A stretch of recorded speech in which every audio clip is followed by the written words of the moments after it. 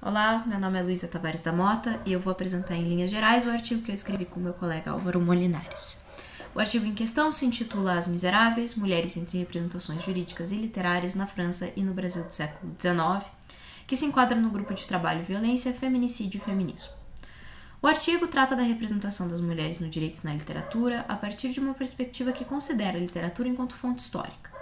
Trata-se, portanto, de perspectiva baseada na escola historiográfica francesa École des Annales, que passa a considerar como fontes históricas não apenas os documentos oficiais, ou seja, os documentos estatais, mas também, nas palavras de Paul Ricoeur, apreensões subjetivas da realidade, entre as quais se inclui a literatura. Parte-se, portanto, do princípio que a literatura como o direito são construções sociais que se expressam por meio da linguagem, a qual por si só é ideológica, segundo Bakhtin. Então, se trata de duas manifestações culturais que se expressam linguisticamente. O objetivo da pesquisa era, portanto, trabalhar com essas representações de mulheres a partir do olhar masculino, em especial o olhar masculino burguês. Essa escolha não foi feita ao acaso, mas parte do fato que a representação de mulheres no século XIX era feita especialmente por homens. Se tomarmos o direito, a representação feminina era exclusivamente feita através do olhar masculino, tendo em vista o afastamento da mulher do espaço público e seu confinamento ao espaço privado, como vemos em Leigh Hunt. Não só isso, se tomarmos, por exemplo, o Código de Napoleão, Código francês de 1804, trata-se de um código civil essencialmente burguês.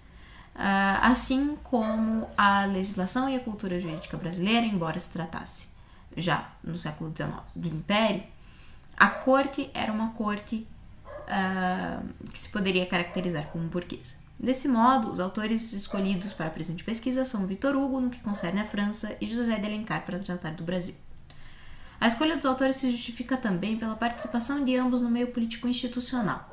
Tomamos, portanto, os dois autores como personagens de fronteira entre o jurídico e o literário. Victor Hugo era considerado um político progressista, enquanto José de Alencar era considerado um político conservador.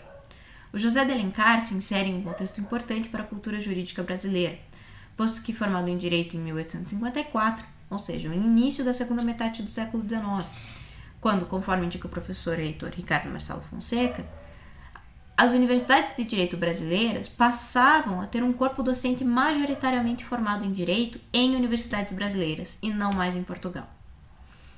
Finalmente, a pesquisa trabalha com a obra hugoana Os Miseráveis e a obra alencariana Lucíula, ambas publicadas em 1862, estabelecendo um paralelo entre as trajetórias das personagens Fantine, de Os Miseráveis, e Lúcia, de Lucile.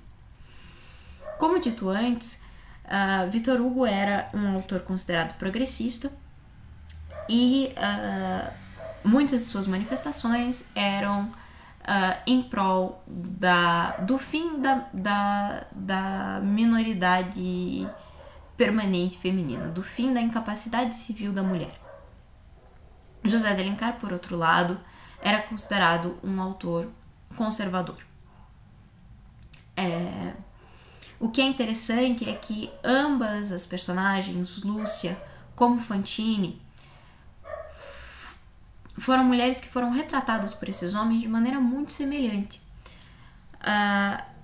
especialmente no que toca ao fato que, por exemplo, Fantine tinha como maior característica e a grande causa para sua redenção ao momento da morte o fato dela ter sido mãe, o fato dela ser uma mãe que sacrificou tudo o que ela podia, inclusive, diz Victor Hugo, a sua alma, para enviar dinheiro para aquela criança que ela não podia criar. Lucila, por outro lado, ela tem essa mesma redenção a partir da sua posição também de irmã cuidadora da irmã mais nova, Ana, a quem ela enviava o seu dinheiro para garantir a sua educação. E que foi a primeira coisa que ela fez quando ela deixou de ser cortesã, pôde deixar de ser cortesã, e ela foi viver em reclusão com essa irmã. Pois bem, a Fantine como a Lúcia são duas mulheres cujos destinos, então, foram definidos pela sociedade e pelos seus julgamentos, mas também pela inocência atribuída a essas mulheres. Há uma fragilidade que lhes era atribuída tanto pelo autor conservador José de Alencar quanto pelo autor progressista Victor Hugo. Essa fragilidade e inocência, bem como a condição de mãe ou a condição de irmã, foram a chave, como já dito anteriormente, para a redenção dessas duas personagens, que passaram pela prostituição, maior forma de degradação da dignidade de uma mulher, segundo o olhar dos dois autores no momento. Essa fragilidade, já citada anteriormente, essa inocência quase infantilizada, também são as razões pelas quais a sociedade da época justificava o afastamento da mulher da vida pública e a sua colocação sob a proteção e sob o mando masculino. Tanto na França como no Brasil, a mulher dependia da assistência do marido para praticar qualquer ato civil.